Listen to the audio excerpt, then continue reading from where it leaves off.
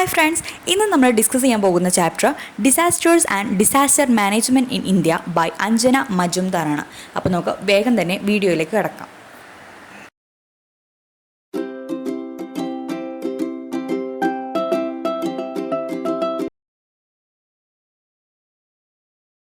Disaster is something that often happens to people. People have experienced disasters in different forms from the beginning of time. The latest World Disaster Report shows that disasters have increased in number and intensity. പലപ്പോഴും ആളുകൾക്ക് സംഭവിക്കുന്ന ഒന്നാണ് ദുരന്തം. ആദിമകാലം മുതൽ ആളുകൾ പലതരത്തിലുള്ള ദുരന്തങ്ങൾക്ക് അനുഭവിച്ചിട്ടുണ്ട്. ഏറ്റവും പുതിയ വേൾഡ് ഡിസാസ്റ്റർ റിപ്പോർട്ട് കാണിക്കുന്നത് ദുരന്തങ്ങൾ എണ്ണത്തിലും തീവ്രതയിലും വർദ്ധിച്ചിരിക്കുന്നു എന്നതാണ്. People are becoming more and more exposed to disasters of all kinds. They include earthquakes, flood, cyclone, landslide, drought, accident, plane crashes, forest fire, etc. This is quite true in the case of both developed and developing countries. ഇപ്പോൾ പല തരത്തിലുള്ള ദുരന്തങ്ങൾക്ക് മനുഷ്യർ വിധേയരാക്കപ്പെട്ടിരിക്കുകയാണ്. ഭൂകമ്പങ്ങൾ, വെള്ളപ്പൊക്കം, ചുഴലിക്കാറ്റുകൾ, മണ്ണിടിച്ചിൽ, വരൾച്ച, അപകടങ്ങൾ, വിമാനാപകടങ്ങൾ, കാട്ടുതീ മുതലായവ ഉൾപ്പെടുന്നു. വികസിത രാജ്യങ്ങളുടെയും വികസ്വര രാജ്യങ്ങളുടെയും കാര്യത്തിൽ ഇത് തികച്ചും ശരിയാണ്. The floods in the UK and France and the heat waves in Europe, especially the one in France in 2003, claimed many lives. In the last few years, America has also faced devastating disasters in the form of tornadoes, hurricanes and cyclones. They caused many deaths and much destruction. Although progress in technology is helping man to reduce the impact of disasters, it is still not enough. UK-യിലെയും ഫ്രാൻസിലെയും വെള്ളപ്പൊക്കവും യൂറോപ്പിലെ ഉഷ്ണതരംഗവും, പ്രത്യേകിച്ച് 2003 ഫ്രാൻസിലുണ്ടായ ഉഷ്ണതരംഗങ്ങളും നിരവധി പേരുടെ ജീവനെടുത്തു. കഴിഞ്ഞ കുറച്ച് വർഷങ്ങളായി ചുഴലിക്കാറ്റ്, hurricane, ടൊർണഡോ എന്നിവയുടെ രൂപത്തിലുള്ള വിനാശകരമായ ദുരന്തങ്ങളും അമേരിക്ക നേരിട്ടിട്ടുണ്ട്. അവ ധാരാളം മരണങ്ങളും നാശവും വരുത്തിയിട്ടുമുണ്ട്. സാങ്കേതിക പുരോഗതി ദുരന്തങ്ങളുടെ ആഘാതം കുറയ്ക്കാൻ മനുഷ്യനെ സഹായിക്കുന്നുവെങ്കിലും അത് ഇപ്പോഴും പര്യാപ്തമല്ല എന്നാണ് ഇതെല്ലാം ഉയർത്തിക്കാണിക്കുന്നത്. Of all the disasters, floods are the most common. They are followed by windstorms, drought, and earthquakes. Drought is the deadliest, accounting for 48% of death due to natural disasters. Asia has the highest number of death toll from disasters. India, China, and Bangladesh are in the Asian continent. എല്ലാ ദുരന്തങ്ങളിൽ വെച്ച് ഏറ്റവും സാധാരണമായത് വെള്ളപ്പൊക്കമാണ്. കാറ്റും വരൾച്ചയും ഭൂകമ്പവും അവയെ പിന്തുടരുന്നു. വരൾച്ചയാണ് ഏറ്റവും മാരകമായത്. ഇന്ത്യയിൽ ഉണ്ടാകുന്ന മരണങ്ങളിൽ 48% പ്രകൃതി ദുരന്തങ്ങൾ മൂലമാണ്. ദുരന്തങ്ങളിൽ ഏറ്റവും അധികം പേർ മരിച്ചത് ഏഷ്യയിലാണ്. ഇന്ത്യയും ചൈനയും ബംഗ്ലാദേശും ഏഷ്യൻ ഭൂഖണ്ഡത്തിൽ ഉൾപ്പെടുന്നതാണ്. India, due to its geographical location and geological formation, is highly prone to disasters. Its long coastline, snow-covered peaks, and high mountain ranges and the perennial rivers of the north combine to make the problems worse. India has only 2% of the total geographical area, but it supports 18% of the total population. So, there is a great pressure on the natural resources. This directly or indirectly leads to disasters like floods, droughts, landslides, and earthquakes. India അതിൻ്റെ ഭൂമിശാസ്ത്രപരമായ സ്ഥാനവും ഭൂമിശാസ്ത്രപരമായ രൂപീകരണവും കാരണം ദുരന്തങ്ങൾക്ക് വളരെയധികം സാധ്യതയുള്ള ഒരു രാജ്യമാണ്.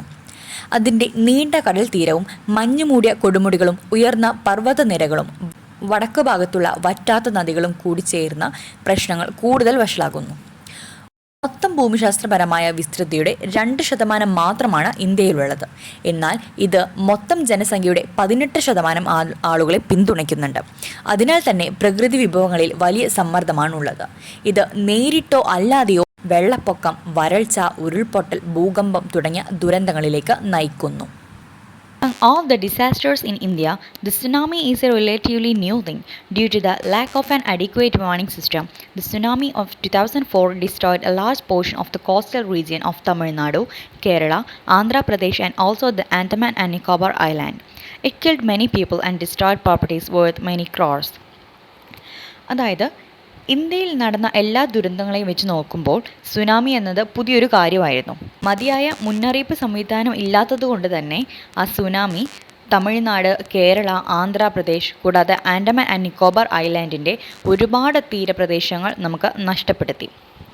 കൂടാതെ തന്നെ ഒരുപാട് പേരുടെ ജീവൻ എടുക്കുകയും കോടികൾ വില വരുന്ന ഒരുപാട് പ്രോപ്പർട്ടീസ് നമുക്ക് നഷ്ടമാകുകയും ചെയ്തു. India has faced a number of natural disasters. There was also the man-made disasters of the Bhopal gas tragedy of 1984. During this century, India faced the Gujarat earthquake 2001, the Mumbai Gujarat floods 2005, the tsunami 2004, the Uttarakhand flash flood, and the hurricane Falin in coastal Orissa and Andhra Pradesh 2013. India നിരവധി പ്രകൃതി ദുരന്തങ്ങളും നേരിട്ടിട്ടുണ്ട്. 1984 മനുഷ്യനിർമ്മിത ദുരന്തമായ ഭോപ്പാൽ വാതക ദുരന്തമുണ്ടായിട്ടുണ്ട്. ഈ നൂറ്റാണ്ടിൽ India Gujarat ഭൂകമ്പം 2001 കൂടാതെ മുംബൈ ഗുജറാത്ത് വെള്ളപ്പൊക്കം 2005, സുനാമി 2004, ഉത്തരാഖണ്ഡ് മിന്നൽ പ്രളയം, ഫൈലിൻ ചുഴലിക്കാറ്റ് ഒറീസയിലും ആന്ധ്രാപ്രദേശിലും 2013 ഉണ്ടായിട്ടുണ്ട്. The direct and indirect impact of disasters, either natural or industrial, are damage, destruction, and death. When disaster strikes, the lifeline support system like communication, power supply, water supply, and drainage are damaged. Healthcare and hospitals come under severe stress. Commercial and economic activities are badly affected. Life almost comes to a standstill. The psychological traumas caused by disasters are so severe that they lost the entire life of the victim. So, along with other rehabilitation works, psychological rehabilitation should be given. പ്രകൃതിദത്തമോ വ്യാവസായികമോ ആയ ദുരന്തങ്ങളുടെ പ്രത്യക്ഷവും പരോക്ഷവുമായ പ്രത്യാഘാതങ്ങൾ നാശവും മരണവും തന്നെയാണ്. ദുരന്തം ഉണ്ടാകുമ്പോൾ ആശയവിനിമയം, വൈദ്യുതി വിതരണം, ജലവിതരണം, ഡ്രെയിനേജ് തുടങ്ങിയ ലൈഫ് ലൈൻ പിന്തുണ സംവിധാനങ്ങൾ തകരാറിലാകുന്നു. ആരോഗ്യ സംരക്ഷണവും ആശുപത്രികളും കടുത്ത സമ്മർദ്ദത്തിലാകുന്നു. വാണിജ്യ സാമ്പത്തിക പ്രവർത്തനങ്ങളെ സാരമായി ഇത് ബാധിക്കുന്നുണ്ട്. ജീവിതം ഏതാണ്ട് സ്തംഭിച്ചിരിക്കുന്ന പോലെയാകും ആ സമയങ്ങളിൽ. ദുരന്തങ്ങൾ മൂലമുണ്ടാകുന്ന മാനസിക ആഘാതങ്ങൾ ഇരയുടെ ജീവിതകാലം മുഴുവൻ നീണ്ടു നിൽക്കുന്നതാണ്. അതിനാൽ തന്നെ മറ്റ് പുനരധിവാസ പ്രവർത്തനങ്ങൾക്കൊപ്പം മാനസിക പുനരധിവാസവും നൽകേണ്ടതുണ്ട്. The impact is the same even in the case of man-made disasters like riot. The most affected are the poor section of the society who have to work daily to earn their livelihood. കലാപം പോലുള്ള മനുഷ്യനിർമ്മിത ദുരന്തങ്ങളുടെ കാര്യത്തിലും ആഘാതം സമാനമാണ്. സമൂഹത്തിലെ ദരിദ്ര വിഭാഗങ്ങളെയാണ് ഏറ്റവും കൂടുതൽ ഇത് ബാധിക്കുക. കാരണം അവർ ഉപജീവിതത്തിനായി ദിവസേന ജോലി ചെയ്യേണ്ടി വരുന്നവരാണ്. In some natural disasters like cyclone, tsunami and earthquake, it is the building structure that cause the destruction and the death. In developing countries, only 30% of the building are constructed in accordance with the regulation laid down for ensuring safety and security. The lack of a master plan and the inferior quality of materials used for construction also increase the casualties arising out of disasters. Both private and public buildings should be constructed according to the guideline prescribed by law. Construction should also be according to the master plan approved by the authorities. Good quality materials only should be used for construction. ചുഴലിക്കാറ്റ്, tsunami, ഭൂകമ്പം തുടങ്ങിയ ചില പ്രകൃതി ദുരന്തങ്ങളിൽ നാശത്തിനും മരണത്തിനും കാരണമാകുന്നത് കെട്ടിട ഘടനയാണ്. വികസ്വര രാജ്യങ്ങളിൽ 30% കെട്ടിടങ്ങൾ മാത്രമാണ് സുരക്ഷിതത്വവും സുരക്ഷയും ഉറപ്പാക്കാൻ നിശ്ചയിച്ചിട്ടുള്ള ചട്ടങ്ങൾക്കനുസൃതമായി നിർമ്മിച്ചിരിക്കുന്നത്. ഒരു മാസ്റ്റർ പ്ലാനിൻ്റെ അഭാവവും നിർമ്മാണത്തിന് ഉപയോഗിക്കുന്ന വസ്തുക്കളുടെ ഗുണനിലവാരമില്ലാത്തതും ദുരന്തങ്ങളിൽ നിന്ന് ഉണ്ടാകുന്ന നാശനഷ്ടങ്ങൾ വർദ്ധിപ്പിക്കുന്നു. സ്വകാര്യ കെട്ടിടങ്ങളായാലും അതുപോലെ പൊതു കെട്ടിടങ്ങളായാലും നിയമം അനുശാസിക്കുന്ന മാർഗനിർദ്ദേശങ്ങൾക്കനുസരിച്ചിട്ട് വേണം നിർമ്മിക്കാനായിട്ട്. അധികൃതർ അംഗീകരിച്ച മാസ്റ്റർ പ്ലാൻ അനുസരിച്ചായിരിക്കണം നിർമ്മാണവും. നല്ല നിലവാരമുള്ള വസ്തുക്കൾ മാത്രമേ നിർമ്മാണത്തിന് ഉപയോഗിക്കുവാൻ പാടുള്ളൂ. In the case of disaster management, the state government plays a major role. The central government plays only a facilitating role. At the state level, there is a state-level disaster management committee consisting of the senior secretaries of various departments and the representatives of NGOs. At the national level, there is a crisis management committee headed by the cabinet secretary and the secretaries from the major department of the government. The central government, with proper coordination with various ministries, gives the necessary support to the states. This includes defense service like airdropping, rescuing, searching, transport of relief goods, etc., and availability of railway and ferry service, health, personnel, and medical support. ദുരന്ത നിവാരണത്തിൻ്റെ കാര്യത്തിൽ സംസ്ഥാന സർക്കാരുകൾ വലിയ പങ്ക് വഹിക്കുന്നുണ്ട്. കേന്ദ്ര സർക്കാരിന് സൗകര്യമൊരുക്കുന്ന പങ്ക് മാത്രമാണുള്ളത്. സംസ്ഥാന തലത്തിൽ വിവിധ വകുപ്പുകളിലെ സീനിയർ സെക്രട്ടറിമാരും സന്നദ്ധ സംഘടനാ പ്രതിനിധികളും അടങ്ങുന്ന സംസ്ഥാനതല ദുരന്ത നിവാരണ സമിതിയുണ്ട്. ദേശീയ തലത്തിൽ ക്യാബിനറ്റ് സെക്രട്ടറിയും സർക്കാരിൻ്റെ പ്രധാന വകുപ്പുകളിൽ നിന്നുള്ള സെക്രട്ടറിമാരും നയിക്കുന്ന ക്രൈസിസ് മാനേജ്മെൻറ്റ് കമ്മിറ്റിയുമുണ്ട്. വിവിധ മന്ത്രാലയങ്ങളുമായി കൃത്യമായി ഏകോപനത്തോടെ കേന്ദ്ര സർക്കാർ സംസ്ഥാനങ്ങൾക്ക് ആവശ്യമായ പിന്തുണ നൽകുന്നു. എയർ ഡ്രോപ്പിംഗ്, രക്ഷാപ്രവർത്തനം, തിരച്ചിൽ, ദുരിതാശ്വാസ സാമഗ്രികളുടെ ഗതാഗതം തുടങ്ങിയ പ്രതിരോധ സേവനങ്ങളും റെയിൽവേ, ഫെറി സേവനങ്ങളുടെ ലഭ്യത, ആരോഗ്യ പ്രവർത്തകർ, വൈദ്യസഹായം എന്നിവയും ഇതിൽ ഉൾപ്പെടുന്നു. UNDAC, United Nations Disaster Assessment and Coordination, along with the Indian government, has jointly prepared an action plan for cities and towns prone to earthquakes.